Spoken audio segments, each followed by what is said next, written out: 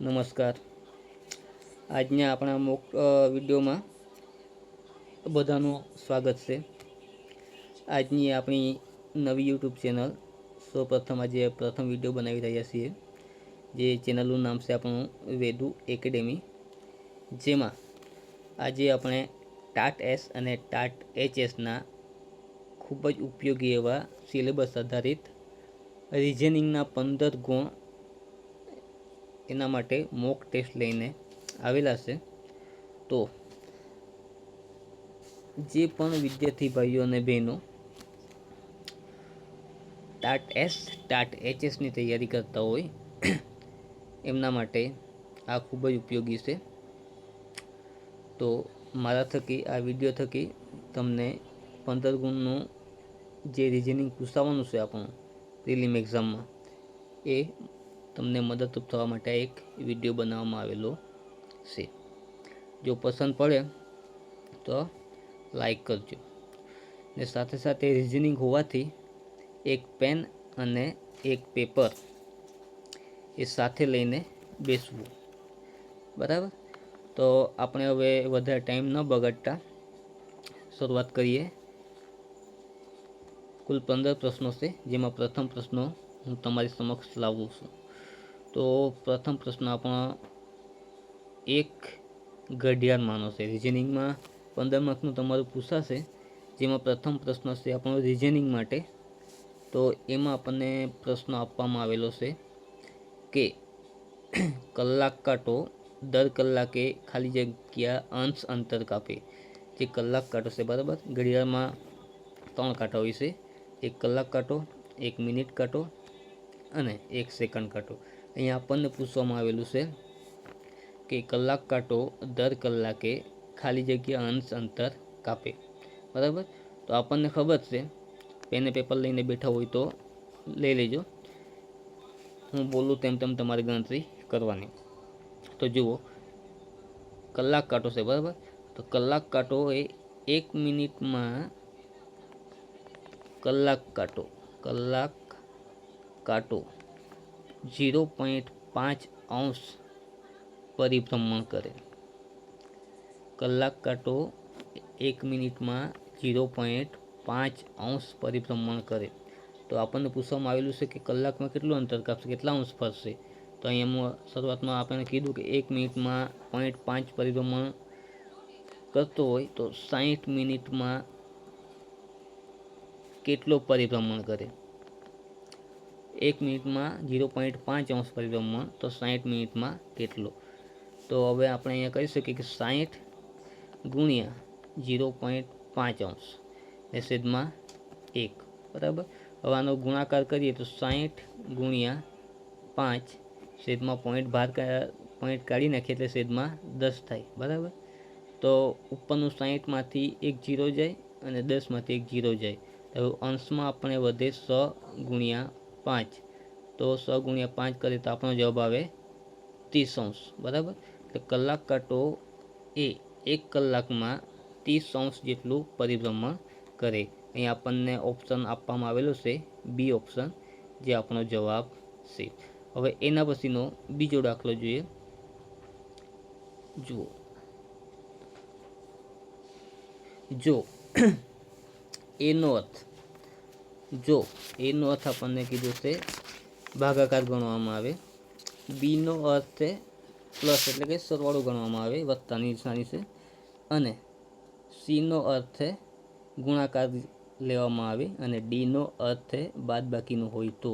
અહીંયા રકમ આપવામાં આવેલી છે 15C, 15A, 25B, 5D, 10 બરાબર જવાબ શું આવે।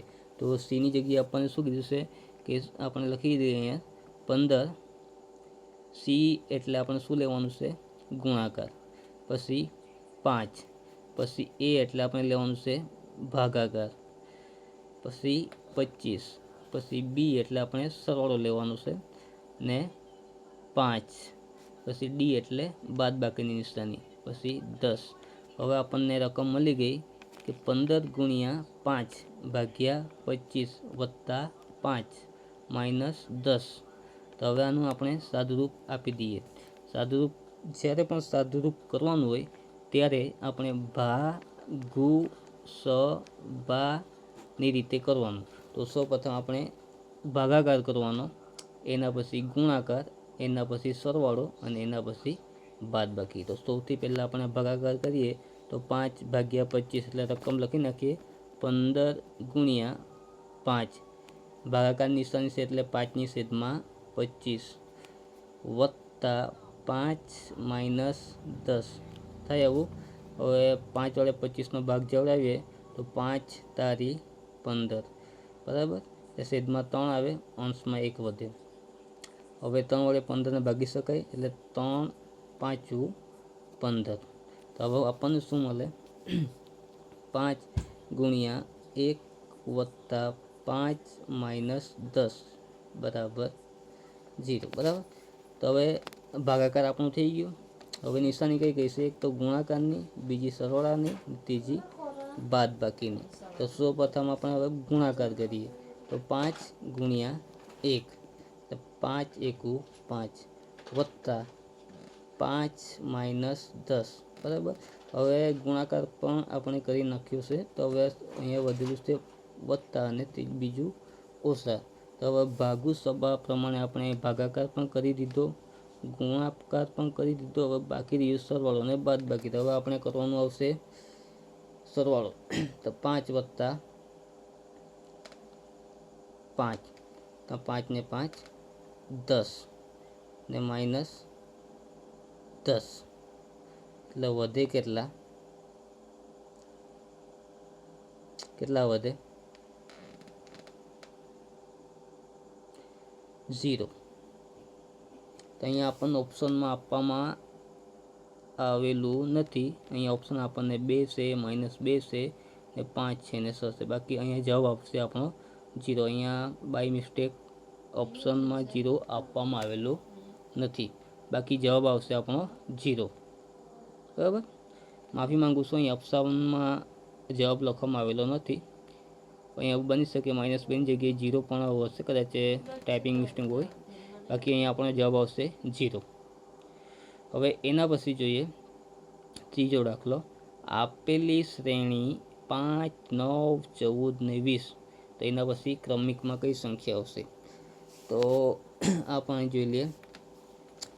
એક તો 5 છે, 5, 9, 14 ને 20.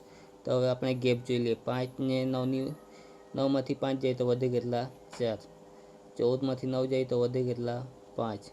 20માંથી 14 જાય તો વધે કેટલા? 100. મતલબ આ ક્રમમાં 4, 5, 6 ક્રમિક સંખ્યા આવે છે તફાવતમાં. તો હવે અહીંયા કયું લઈએ? 5, 4, 5, 6. તો અહીંયા 7. 20માં 7 ઉમેરી દઈએ તો આપણો જવાબ આવે 27. ઓપ્શનમાં આપેલો છે 27. ઓપ્શન એ 27 એ આપણો જવાબ. એના પછી આપેલી શ્રેણી ચોથા નંબરનો દાખલો છે. આપેલી શ્રેણી જુઓ 5, 9, 23, 47, 81, બરાબર. તો અહીંયા આપણે લઈએ 5 અને 9નો ગેપમાં 4નો તફાવત આવે. 9 ને 23 વચ્ચે જોવા જઈએ તો 14 તફાવત આવે. 23 ને 47 વચ્ચે જોઈએ તો 24, 47 ને 81 વચ્ચે જઈએ તો 34 તફાવત, બરાબર. તો અહીંયા આપણને ખબર પડી જાય બીજો તફાવત લેવો પડે. 4 અને 14ની વચ્ચે જુઓ તફાવત 10, 14 ને 24નો તફાવત 10, 24 ને 34નો તફાવત 10. તો અહીંયા હવે 10, 10નો તફાવત કોમન આવે, સરખો આવે છે, મતલબમાં 34. એની પછી કઈ સંખ્યા લઈએ તો તફાવત 10 આવે તો 44 લઈ શકીએ.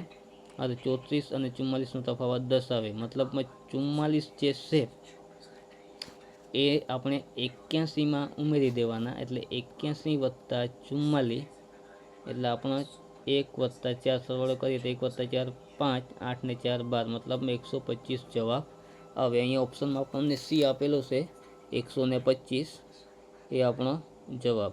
હવે એના પછી જોઈએ 5મા નંબરનો પ્રશ્ન. પૂર્વ દિશા અને ઉત્તર દિશા વચ્ચે કયો ખૂણો આવેલો છે? બરાબર. આપણને ખબર હોય તો દિશા કેટલી? 4. પૂર્વ, એની સામેની દિશા પશ્ચિમ, ઉત્તરની નીચે સામાન્ય દિશા દક્ષિણ. તો પૂર્વ અને ઉત્તર દક્ષિણ વચ્ચે આપણને ખબર છે કે ઈશાન ખૂણો આવેલો છે, જ્યારે પૂર્વ અને દક્ષિણની વચ્ચે અગ્નિ ખૂણો આવેલો છે, ને દક્ષિણ અને પશ્ચિમની વચ્ચે નૈઋત્ય ખૂણો આવેલો છે, અને પશ્ચિમ અને ઉત્તરની વચ્ચે વાયવ્ય ખૂણો આવેલો છે. આપણને પૂછવામાં આવેલું છે અહીંયા પૂર્વ દિશા અને ઉત્તર દિશા વચ્ચે કયો ખૂણો આવેલો છે, તો અહીંયા જવાબમાં આવશે ઈશાન. તો આપણો અહીંયા ઈશાન એટલે ઓપ્શન નંબર એ ઈશાન એ આપણો જવાબ. હવે જુઓ, એક ભાઈ છે, તેમના ઘરેથી પૂર્વ દિશા તરફ 5 કિલોમીટર ચાલ્યા અને ત્યાંથી ઉત્તર દિશા તરફ વળીને 12 કિમી ચાલીને ઊભા રહ્યા, તો તેમના ઘરેથી સીધું અંતર કેટલું? તો જુઓ અહીં ઓપ્શન આપણને આપેલા 13, 12, 7 ને 17. જો આપણને પાયથાગોરસનો પ્રમેય પ્રમાણે ખબર હોય, જો આ પૂર્વ દિશામાં 5 કિલોમીટર ચાલી જાય, ત્યાંથી ઉત્તર દિશામાં 12 કિલોમીટર ચાલે, તો સૌથી તેને પોતાના પ્રસ્થાન બિંદુથી સીધું અંતર કયું પડે? તો અહીંયા કાટખૂણો બને. પાયથાગોરસનો પ્રમેય લાગુ પડે તો આપણે એ બી સી પ્રમાણે જોઈએ તો AC² = AB² + BC², જ્યાં 5નો વર્ગ વત્તા 12નો વર્ગ, તો 5નો વર્ગ 25 થાય, 12નો વર્ગ 144 થાય, તો 25 + 144 કરીએ તો 169 આવે. તો AC² બરાબર 169, તેનો વર્ગમૂળમાંથી વર્ગ કાઢી નાખીએ તો AC બરાબર આપણને 13 મળે, કેમ કે 169 એ 13નો વર્ગ છે, મતલબમાં આપણો જવાબ અહીંયા આવશે 13. એના પછી જુઓ 7 નંબરનો, સ્નેહલબેન એક ફોટા તરફ આંગળી ચીંધીને કહ્યું કે તે મારા સાસુના એકના એક દીકરાનો દીકરો છે, તો તે ફોટાવાળી વ્યક્તિનો તેના સાથે શું સંબંધ હશે? તો અહીંયા આપણો જવાબ આવશે માતા, ઓપ્શન એ. હવે 8 નંબરનો ક્વેશ્ચન છે, ABC જેને GHI તરીકે બતાવવામાં આવેલું છે, તો MNO એના પછી કઈ આવે?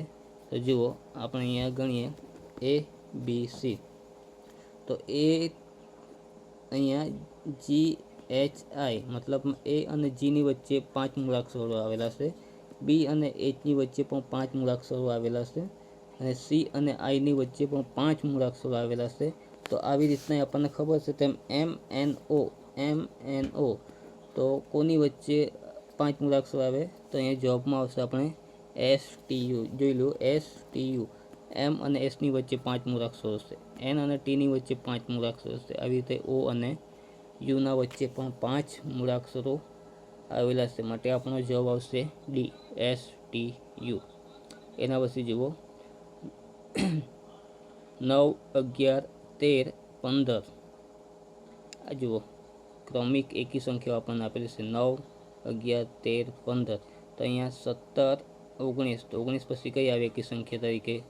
અહીંયા ઓપ્શનમાં 21, 22, 23, 20 આપેલા છે, તો જવાબ આવશે આપણો 21. આવી રીતના 10મા નંબરનો ક્વેશ્ચન જુઓ, ઝીંક એ શું છે? ધાતુ છે. તો સ્ટીલ એ શું છે? ઓપ્શન જોઈ લઈએ આપણે, એક પણ નહીં, અધાતુ, અર્ધધાતુ કે મિશ્ર ધાતુ. આપણને ખબર છે સ્ટીલ એ શું છે? સ્ટીલ એ મિશ્ર ધાતુ છે. હવે જુઓ 11 નંબરનો ક્વેશ્ચન,